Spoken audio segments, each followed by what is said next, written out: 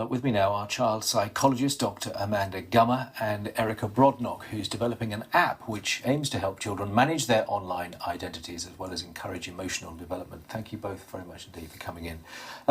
Amanda Gummer, what do you make of this case? Obviously it's tragic and our thoughts must go out to the family. I think the headlines are simplistic in terms of saying that deleting a Tumblr account causes a child to commit suicide. This is clearly a troubled young girl.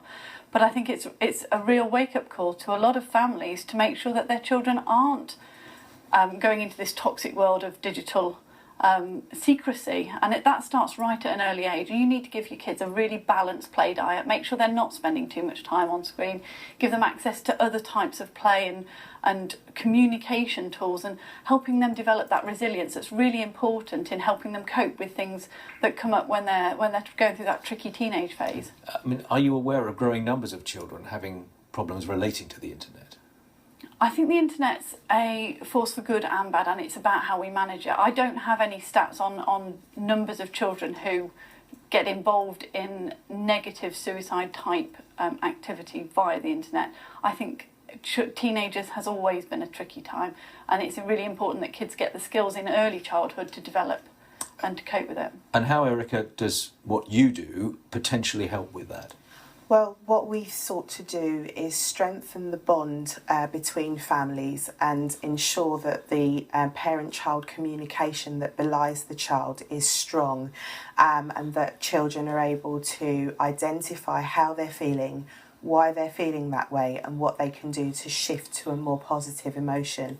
And we seek to do that from the very early stages of development, so that children are then equipped with the skills and the resilience that they need, so that when troubled times do come, they're fully aware of what they need to do to get themselves to a safe emotional place. I mean, as you say, it is about the channel of communication constantly being open between child and parent. Absolutely. Isn't it? I mean, I just wonder, when talking about your app, for example, fine, of course, but you want them to be talking to the parents at the same time as using the app, don't you? Absolutely. So on our app, what we've done is created a parental dashboard that, one, enables a parent to know how a child's feeling when they're feeling that way.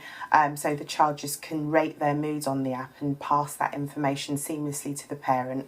But also there's an online tasking system that encourages offline activity and the family to come together, whether it be to cook healthy meals or to eat together. Some of the things that are now missing as we continue to delve further into the digital world. So what we wanted to do is create a bridge between on and offline play and activity within the family, so that we started to get some of those core values back. Which is important, Amanda, in the context of the idea of you don't want the internet for youngsters to be too much of a private, isolated occupation. No, and that's about empowering parents to take control of how their children do interact with digital world.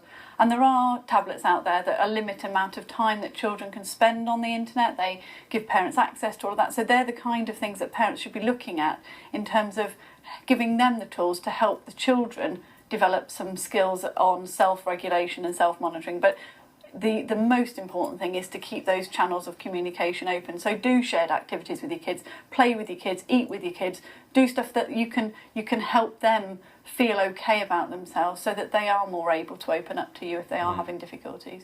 Are parents sometimes wary, Erika, I wonder, because often the parents are less computer savvy than their children are? And you see, this is one of the things that we've also tried to take into account. So there's lots of education on there for parents as to how to navigate the sometimes choppy waters of a digital world.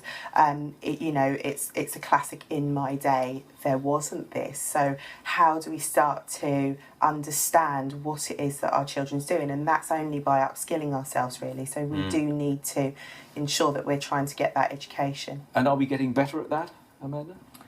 I think a lot depends on the parents' approach, and I think embracing technology and doing it as a joint family activity, sharing online experiences and having it as something that the whole family is involved in, not having computers in your bedroom, having them in a public place where the parents can see what the children are looking at. All of those common sense things, we do need to get better at it, but I think we're heading in the right direction. Right. So just as a final thought, to both of you, in fact, if there are parents watching this now who are perhaps a little bit anxious about the amount of time that their children are spending online, perhaps not seeing what's going on, what do you say to them? Well, I say it's really important to start speaking to your child, start having conversations, start building up your own awareness of the dangers that are out there, and then have conversations that encourage children to start to come off and engage more with the family.